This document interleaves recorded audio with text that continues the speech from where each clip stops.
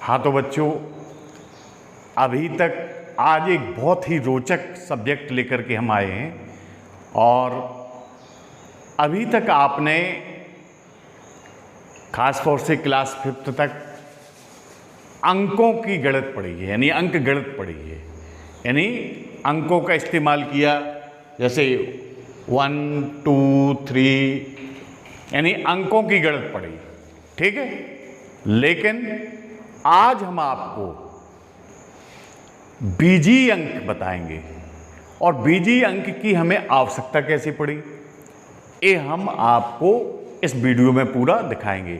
साथ में जिस प्रकार से आप लोग अंकों की संक्रियाएं करते रहे, जिस प्रकार से अंकों को जोड़ना, घटाना, गुणा, भाग, अंकों की जितनी भी संक्रियाएं की, वही संक्रियाएं हम बीजीय अंकों के साथ भी करेंगे। तो आज का जो हमारा महत्वपूर्ण टॉपिक है वो है बीजीय व्यंजक, अलजेब्रिक एक्सप्रेशन, ठीक, राइट। तो हम इसको लेकर के चलते हैं और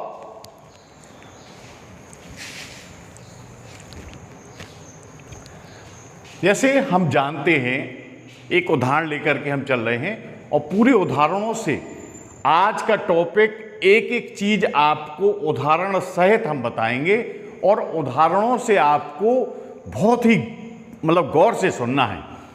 मैं ये दावा करता हूं कि ये आपको अंक गणित के साथ साथ वैसे ही ये बीज गणित है, हमारी गणित की एक शाखा है और जिसको हम बीज गणित कहते हैं। और अंक गणित में जिस प्रकार से अंकों का प्रयोग करते हैं, इसी प्रकार से इसमें बीजीय अंकों का प्रयोग करते हैं, इसीलिए इसे हम बीज गणित कहते हैं। और रोचक भी है, बीज गणित बहुत सिंपल भी है, लेकिन सिर्फ आपको समझना है।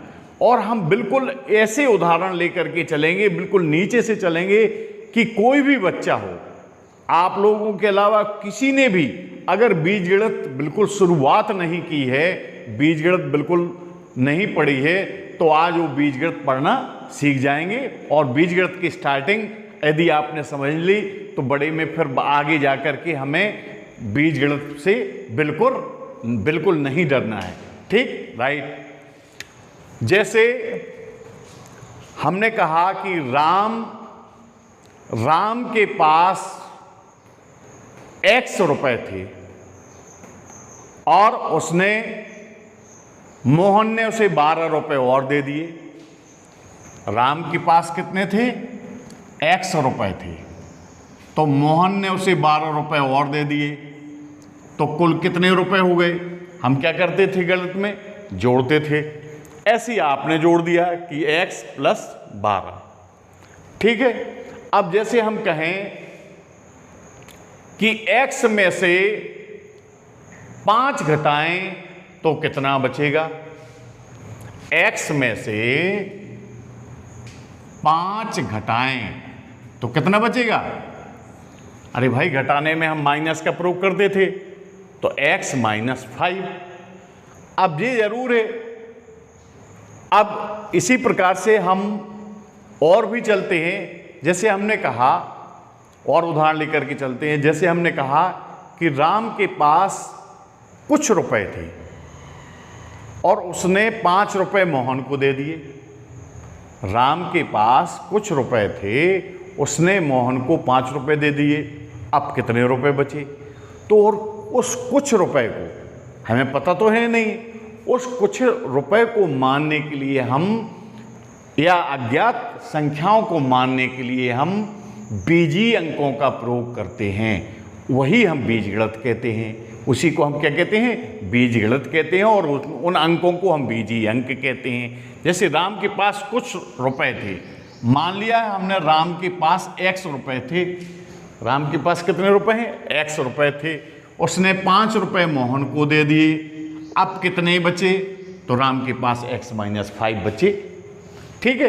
तो अज्ञात संख्याओं को भी अंकों में लिखना, ठीक है।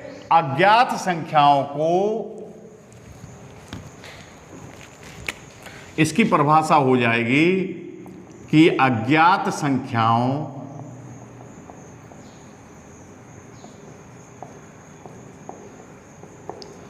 अज्ञात संख्या, जैसे राम के पास कितने रुपए थे, तो वो अंक अज्ञात संख्या हो गई। तो अज्ञात संख्याओं के स्थान पर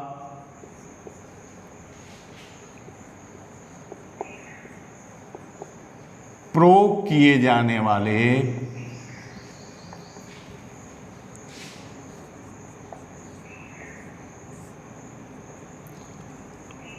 अंकों को बीजीय अंक कहते हैं।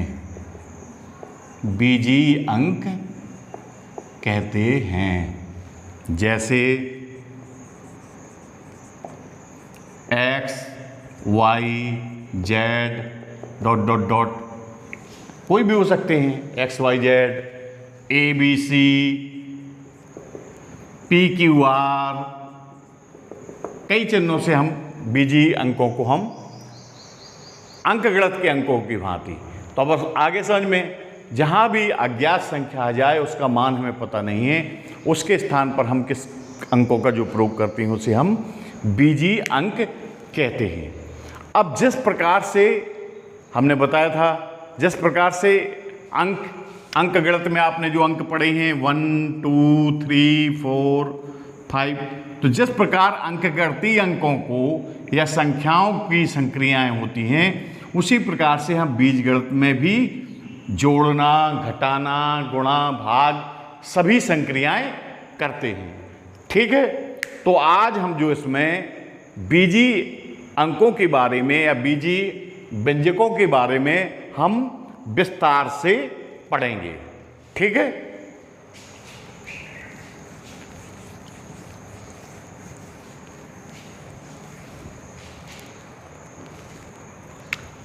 अब हम देखते हैं आप लोगों ने अभी सुने होंगे चर और अचर। अभी हमने समीकरण आपको पढ़ाए थे, तो समीकरणों में आपने चर और अचर सुने होंगे। तो चर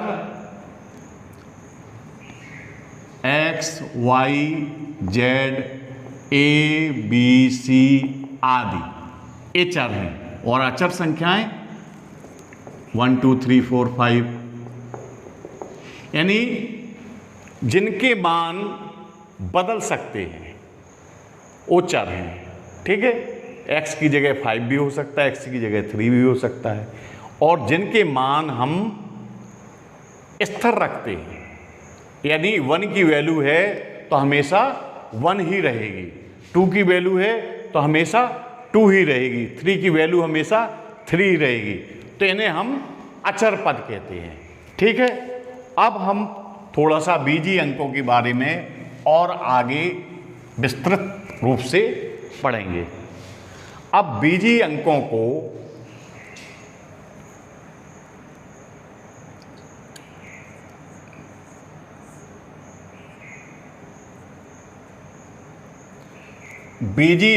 हम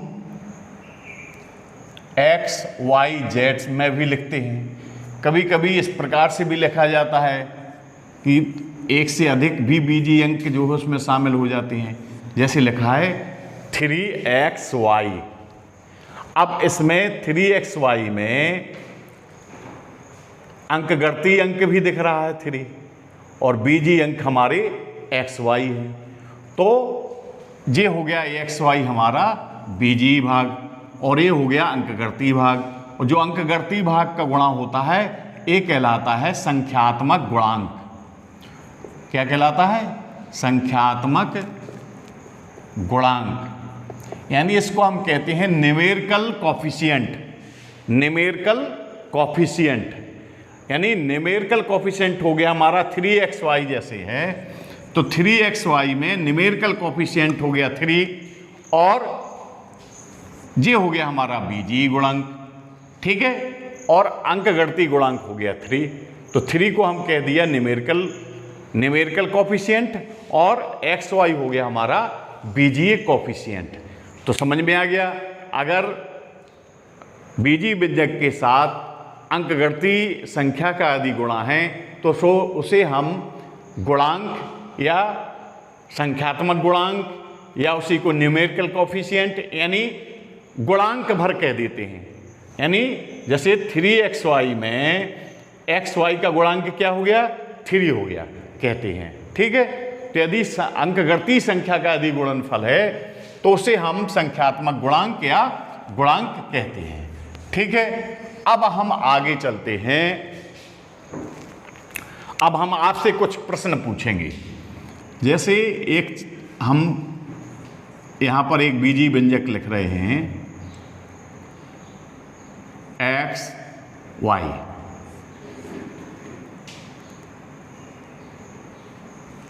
तो हमें यह बताना है कि इसमें कितने पद हैं, इसमें कितने पद हैं, एक्स वाई में कितने स्टेप हैं, कितने पद हैं, नहीं पता है। ठीक, यानी एक्स वाई ये एक पदी है। क्या है, एक पदी व्यंजक है। एक पदी व्यंजक क्या कहलाते हैं, एक पदीय व्यंजक। अब हम व्यंजकों के प्रकार में चलते हैं। तो व्यंजकों के प्रकार में आपको हम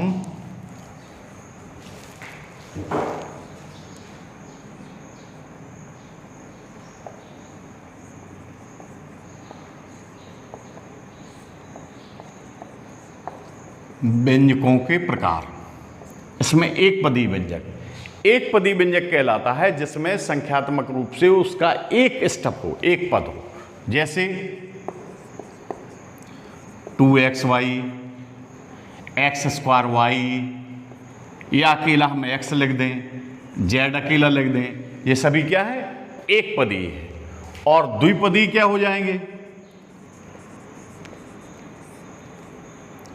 द्विपदी व्यंजक, द्विपदी व्यंजक हो जाएंगे जिसमें प्लस या माइनस बीच में लगा हो। जैसे x + y, जिसमें दो पद हो गए। अगर इसमें हम ये ऐसा लिख दें x² - y, तो ये भी दो पद है।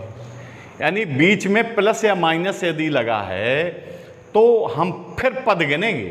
अब जैसे इसमें 2xy में दिख तो रहे हैं तीन संख्याएं, लेकिन गुणांक के रूप में एक ही माना जाएगा, 2 × x × y, क्योंकि सभी मल्टीप्लाई में हैं। अगर प्लस माइनस में यदि हम देख लें तो ये द्विपदी व्यंजक हो जाएगा। इसी प्रकार से हम त्रिपदी व्यंजक भी निकाल सकते हैं। और त्रिपदी व्यंजक तो ठीक है, त्रिपदी व्यंजक में तीन पद हो जाएंगे, जैसे x² + 5x + 3, ये त्रिपदी व्यंजक हो गया। इसमें तीन स्टेप हो गए, 1 2 3। लेकिन एक पदी, द्विपदी, जैसे हम हिंदी में देखते हैं एक वचन, द्विवचन और बहुवचन, इसी प्रकार से एक पदी, द्विपदी और फिर द्विपदी के बाद जितने हो जाएंगे उनको हम क्या कह देते हैं, बहुपदी व्यंजक। बहुपदी व्यंजक यानी फिर चाहे वो त्रिपदी हो या चार पद वाले हों या 5 पदों की संख्या हो उनके पास, तो सब क्या बन जाएंगे, बहुपदी व्यंजक या बहुपद व्यंजक। ठीक है, जिस प्रकार से हमने हिंदी का उदाहरण बताया उसी प्रकार से एक पदी, द्विपदी और एक पदी, द्विपदी के बाद जितने सभी व्यंजक हैं वो सब क्या कहलाते हैं, बहुपदी व्यंजक। ठीक है, तो इस प्रकार से आपका ये वाला क्लियर हो गया। अब हम इसके आगे चलते हैं। ठीक है, राइट। और हम अब आपको बताते हैं सजाती एवं विजातीय पदों में। बीजगणित में जो है हम देखते हैं कि सजातीय पद यानी जो पद एक से हों, तो सजातीय पद और विजातीय पद ये बीजीय व्यंजकों में ही हम देखते हैं। उनके गुणांक कुछ भी हों, जैसे यहाँ लिखा है 7x और 6x। तो हम इस उदाहरण में देखते हैं कि जिन बीजीय व्यंजकों के बीजीय गुणनखंड एक समान हों उन्हें हम सजातीय व्यंजक कहते हैं। ठीक है, सजातीय पद कहते हैं। तो 7x और 6x सजातीय पद हो गया। यदि हम उदाहरण ले लें 3y और 5x, ठीक है, या हम तो ठीक है, गुणांक हमने बराबर कर लिए दोनों, यहाँ भी 3y हो गया, यहाँ भी 3x हो गया। क्या ये सजाती हैं? क्या ये सजाती हैं? नहीं है। क्यों? हमने बताया कि जिन बीजीय व्यंजकों के एल्जेब्रिक कोफिशिएंट यानी बीजीय व्यंजक, अब इसमें जैसे ये हमारा एल्जेब्रिक कोफिशिएंट है यानी बीजीय गुणांक है। क्या है? बीजीय गुणांक है या गुणनखंड मान लो, ठीक है। और ये 3 क्या है? 3 संख्यात्मक गुणांक है यानी न्यूमेरिकल कोफिशिएंट है, संख्यात्मक गुणांक है। तो जिन बीजीय व्यंजकों के बीजीय गुणांक समान हो, अब यहाँ पर संख्यात्मक गुणांक तो समान है लेकिन बीजीय गुणनखंड अलग है। यहाँ बीजीय गुणांक x है, यहाँ बीजीय गुणांक y है, लेकिन न्यूमेरिकल कोफिशिएंट यदि देखें तो यहाँ भी न्यूमेरिकल कोफिशिएंट 3 है, यहाँ भी न्यूमेरिकल कोफिशिएंट 3 है, लेकिन ये हमारे सजातीय नहीं हो सकते हैं। तो सजातीय की क्या परिभाषा हो गई? सजातीय की परिभाषा हो गई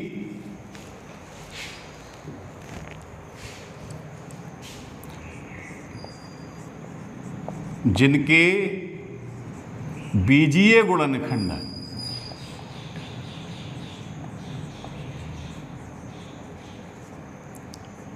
एक समान होते हैं,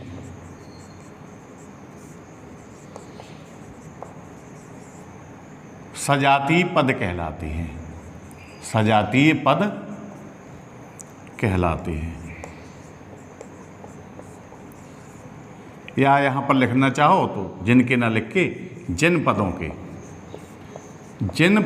के बीजीय गुणनखंड एक समान होते हैं उन्हें हम सजातीय पद कहते हैं या कहलाते हैं।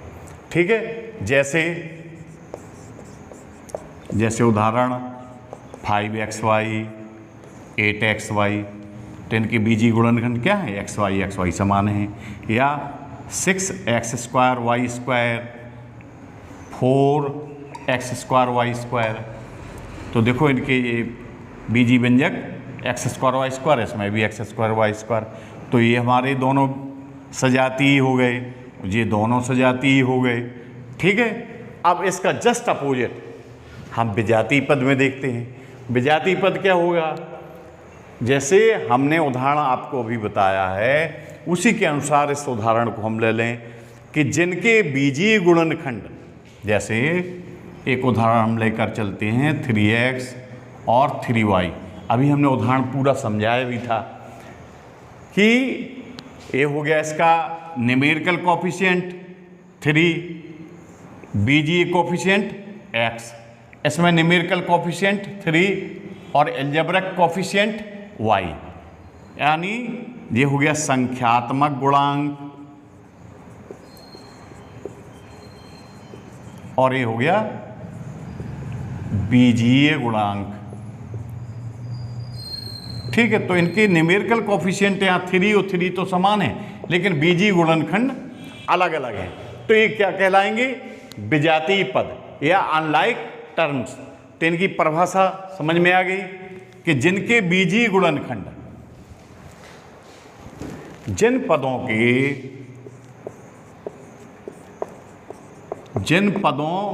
के बीजीय गुणनखंड एक समान ना हो उन्हें विजातीय पद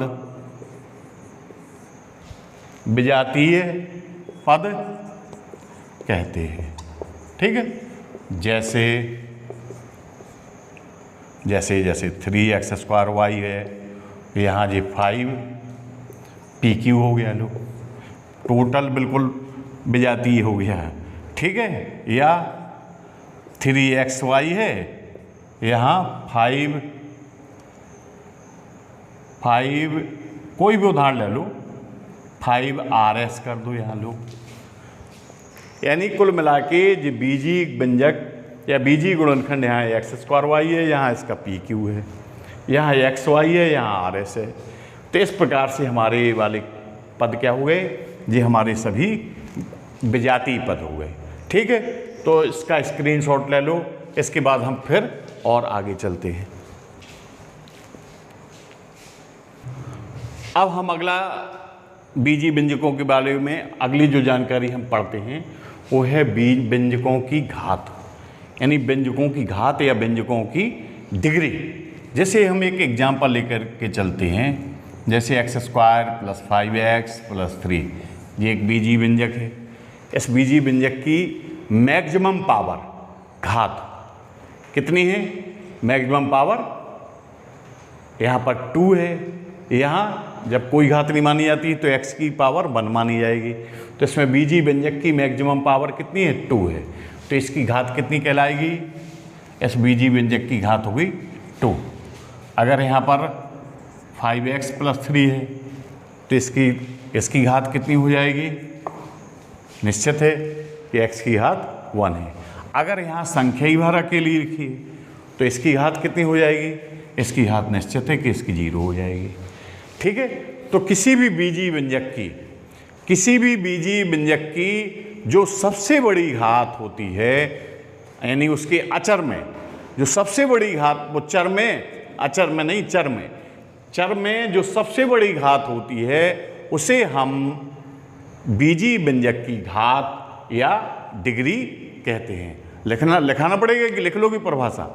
यानी जिस बीजी व्यंजक की घात सबसे बड़ी घात जो होती है वह उस व्यंजक की घात या डिग्री कहलाती है, उसे हम बीजी व्यंजक की डिग्री कहते हैं या घात कहते हैं। ठीक है, राइट। अब कोई और भी उदाहरण हो, जैसे ये लिखा है 6x² + 5xy³ + z²। अब इसमें थोड़ा सा गौर करने की बात है। हमने थोड़ा सा बड़ा उदाहरण इसीलिए ले लिया कि आपको क्लियर हो जाए। अब इसमें ये आप कहेंगे कि यहाँ पर x की घात 2 है, यहाँ z की घात 2 है। ठीक है, अब हम देखते हैं कि यहाँ x की घात 2 है, यहाँ z की घात 2 है।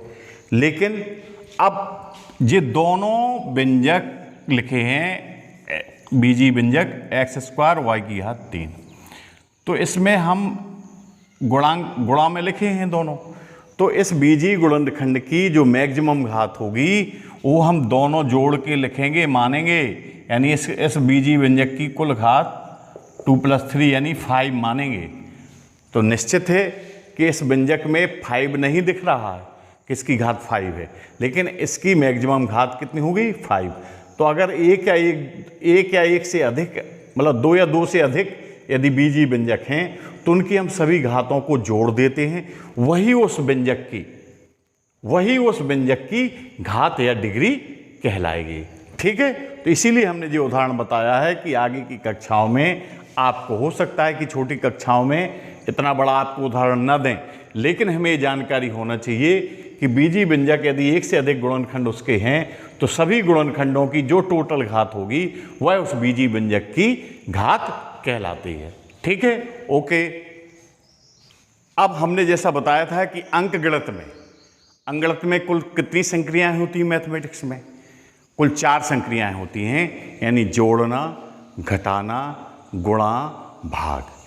ठीक है, उसी प्रकार से अब बीजगणित में भी 4 संक्रियाएं होती हैं, यानी बीजी व्यंजकों को जोड़ना, बीजी व्यंजकों को घटाना, बीजी व्यंजकों का गुणा करना और बीजी व्यंजकों का भाग देना। ठीक है, तो हम अब चलते हैं पहली संक्रिया पर, बीजी व्यंजकों का जोड़ना। अब इसके लिए हम एक एग्जाम्पल ले लेते हैं। हमने एग्जाम्पल ले लिया, माना कि x² + 2x + 3y तथा 5x² + 7x + 8y को जोड़ो, या क्या इन दोनों का योगफल ज्ञात करो। ठीक है, तो दो बीजीय व्यंजकों को हमें जोड़ना है। अब हमने आपको जो अभी बताया था सजातीय और विजातीय पद, तो बीजगणित में एक बात ध्यान रखना कि सजातीय पद ही जोड़े जा सकते हैं या एक दूसरे से घटाए जा सकते हैं।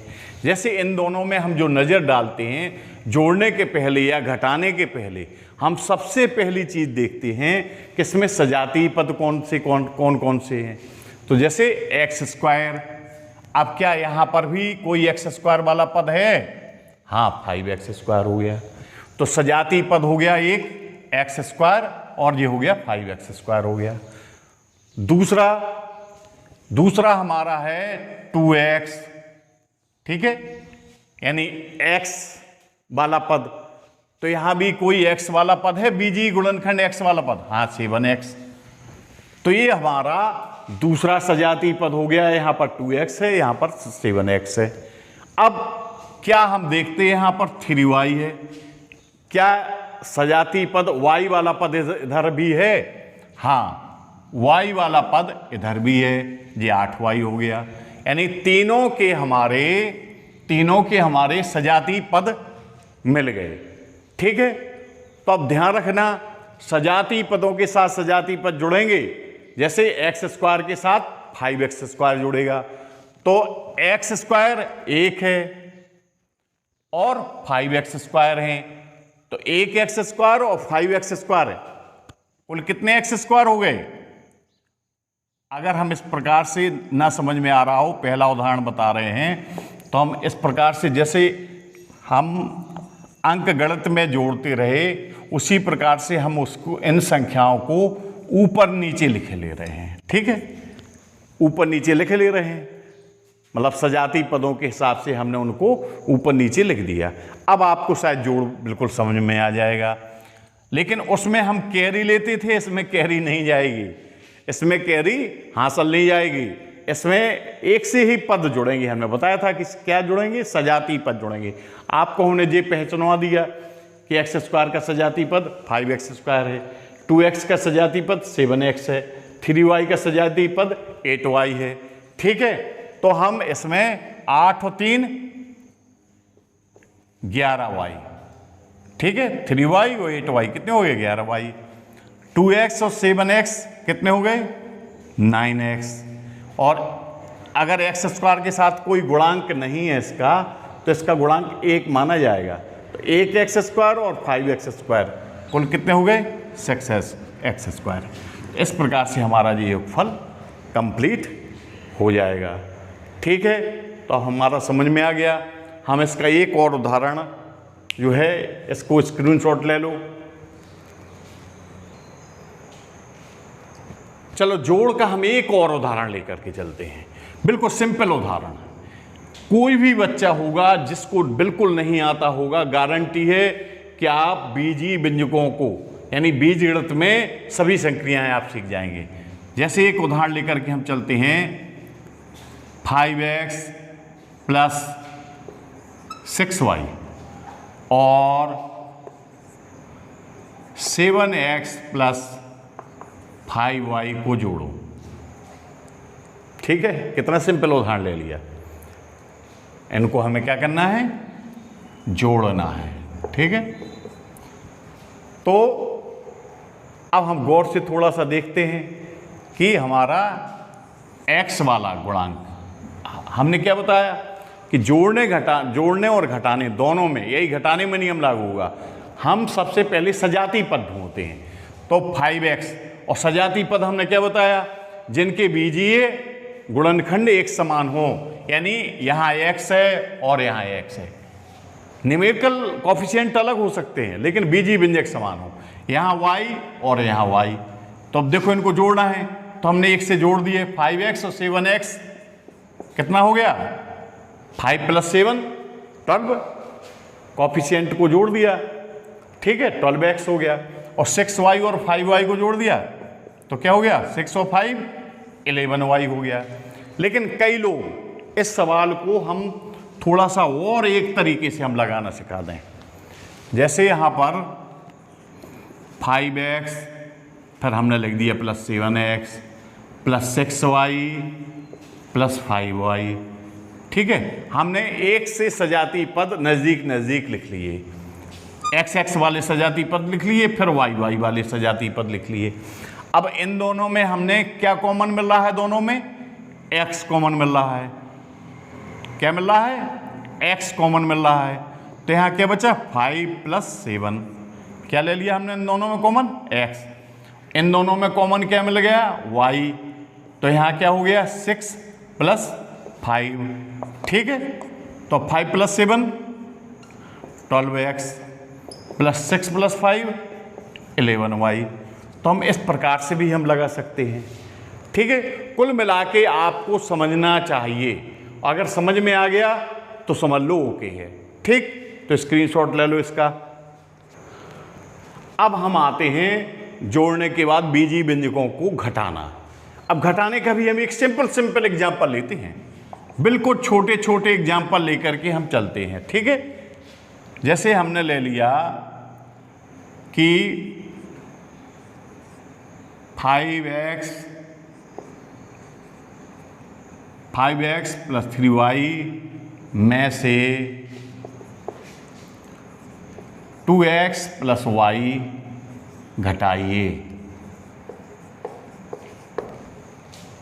बहुत छोटा उदाहरण ले लिया हमने, ठीक है।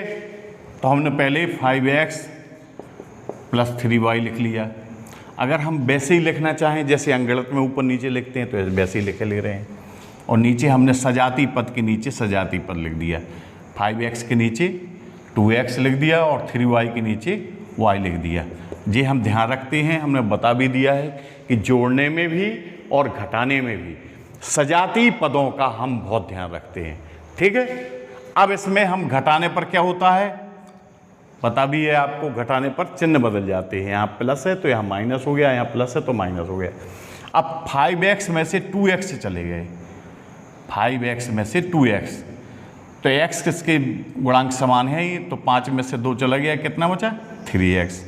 यहाँ 3y में से अगर कोई गुणांक नहीं है तो कितना माना जाता है 1, 3y में से एक y चला गया तो कितने बचे 2y। तो इस प्रकार से इसका आंसर क्या हो गया 3x + 2y हो गया, ठीक है। ऐसे भी लगा सकते हैं। और नहीं तो हम देखो, जब थोड़ी सवाल जब आप लोग लगाने लगोगे फिर डायरेक्ट भी लगा सकते हो। जैसे हमने लिख लिया 5x + 3y - 2x + y, ठीक है। इसमें से इसको घटाना है। अब 5x + 3y, इस माइनस कोष्ठक तोड़ा तो माइनस का अंदर गुणा हो जाएगा, -2x, और माइनस का प्लस में हुआ -y, ठीक है। अब यहाँ 5x है, यहाँ -2x है, तो 5x में से ये वाले 1 से गुणांक हैं और फिर ये वाले 1 से गुणांक हैं। तो 5x में से 2x गया 3x, + 3y में से 1y गया 2y, तो 3x + 2y ये आंसर हो गया, ठीक है। तो इस प्रकार से हम लगा लेंगे, ठीक है। ओके, स्क्रीनशॉट ले लो। अब हम बीजी व्यंजकों का गुणा यानी मल्टीप्लिकेशन के बारे में लेते हैं। तो इसका भी हम एक बिल्कुल छोटा सा उदाहरण लेकर के चलते हैं। जैसे एक ये सवाल है x² + 3x + 5 में x + y का हमें मल्टीप्लिकेशन करना है, इसमें इतने का गुणा करना है। तो जिस प्रकार से हम अंकगणित में गुणा करते हैं, तो अंकगणित में हमारा नियम होता है कि हम हमेशा गुणा दाहिने साइड से बाएं साइड के लिए करते हैं। इधर से करेंगे, फिर इसका करेंगे, फिर दोनों को जोड़ देंगे। इसमें कोई ज़रूरी नहीं है। बीजी व्यंजकों में चाहे हम इसका पहले गुणा कर लें, चाहे इसका गुणा कर लें, गुणा करने के बाद दोनों पदों या 3 पद जितने भी हैं उनका गुणा करने के बाद हम फिर सजाती पदों को जोड़ घटा लेते हैं। जैसे अब यहाँ हम x, चलो उसी के अनुसार अगर हम गुणा करें तो y का पहले कर रहे हैं, ठीक है।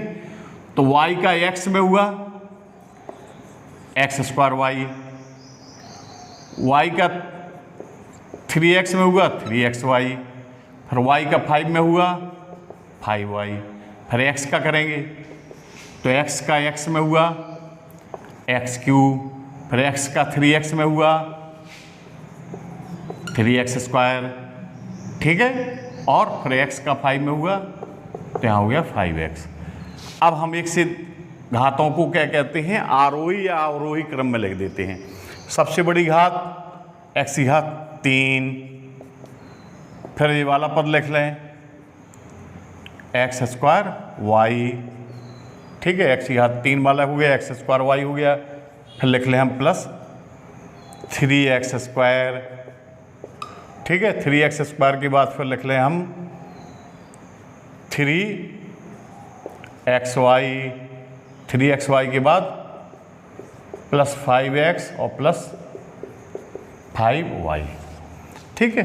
तो इस प्रकार से हमारा इसका जी गुणनखंड कंप्लीट हो जाएगा, ठीक है। इसका स्क्रीनशॉट ले लो। अब हम एक छोटा सा उदाहरण लेकर के चलते हैं, जैसे 5x गुणे x स्क्वायर। तो घातांक का नियम लागू करेंगे, गुणांक अंगणती गुणांक में का अंक गणती गुणांक में गुणा होगा, तो 5 का 1 में हुआ 5। अब x स्क्वायर का x में हुआ तो यहाँ 2 घात है, यहाँ 1 घात है, तो x की घात कितनी होगी 3। अब जैसे अगर एक और उदाहरण लेकर के हम चलते हैं 2x square Y square plus 3xy, ठीक। तो 2 का 3 में हुआ पहले, मैथ यानी न्यूमेरिकल कोफिशिएंट का 2 का 3 में हुआ तो 6।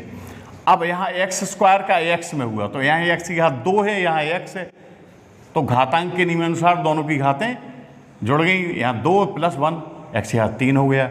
यहाँ y स्क्वायर और y का क्या हो जाएगा, y की घात 3। तो इस प्रकार से गुणा हो जाएगा।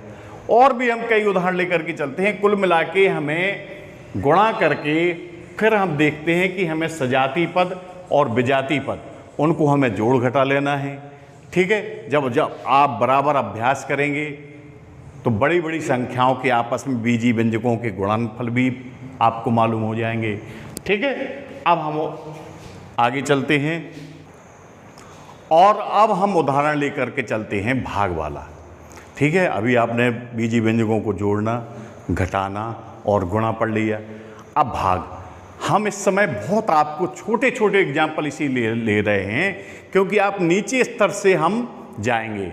फिर इसके बाद नेक्स्ट वीडियो जब आएगा तो जब आप इन सवालों को लगा लेंगे तो हम कुछ और बड़े एग्जाम्पल लेकर के आपको समझा देंगे। तो फिर बड़ी संक्रियाएँ जैसे कोष्टक वाली भी संक्रियाएँ होती हैं, जोड़ने घटाने में बड़े बड़े भाग भी होते हैं, तो हम फिर बड़े उदाहरण बता देंगे। अभी बिल्कुल छोटा उदाहरण बता रहे हैं, जैसे यहाँ पर लिखा है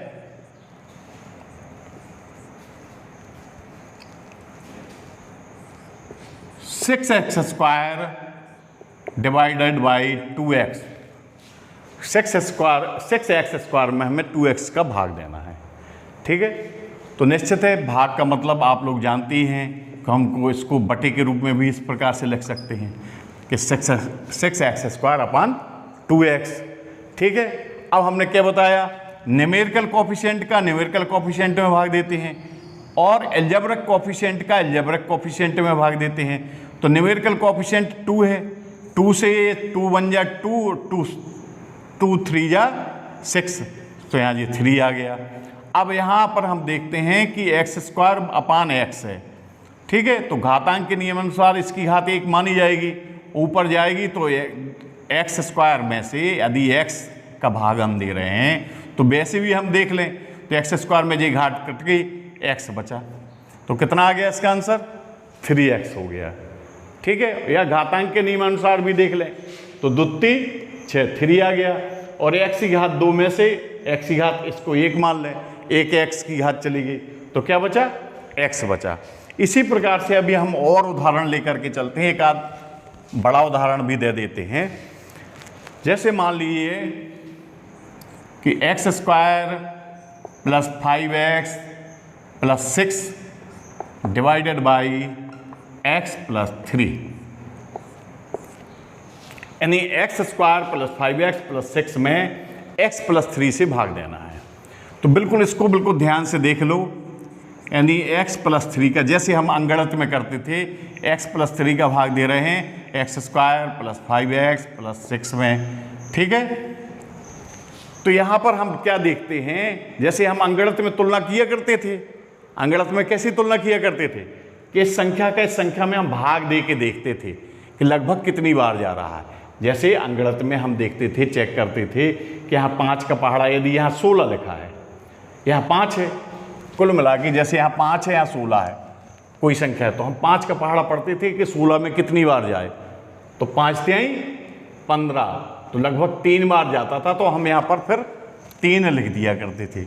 इसी प्रकार से हमने यहाँ पर चेक करना है कि x + 3 का x स्क्वायर, तो हमने चेक किया कि x स्क्वायर में क्या का x का भाग दे के देखा, तो x स्क्वायर में x का भाग गया तो क्या आ गया x, कि x बार चला जाएगा। अब इस x का इसमें गुणा करेंगे, तो x का x में गुणा हुआ x स्क्वायर, फिर x का 3 में हुआ तो 3x, ठीक है, x का हमने दोनों पदों में गुणा कर दिया, x का x में हुआ x स्क्वायर, x का 3 में हुआ 3x। अब क्या करेंगे, हम घटाते हैं, तो घटाने पर इसमें क्या हो जाता है, चिन्ह बदल जाता है, यहाँ +x स्क्वायर है, यहाँ पर -x स्क्वायर है, तो ये +x स्क्वायर और ये -x स्क्वायर कट गए।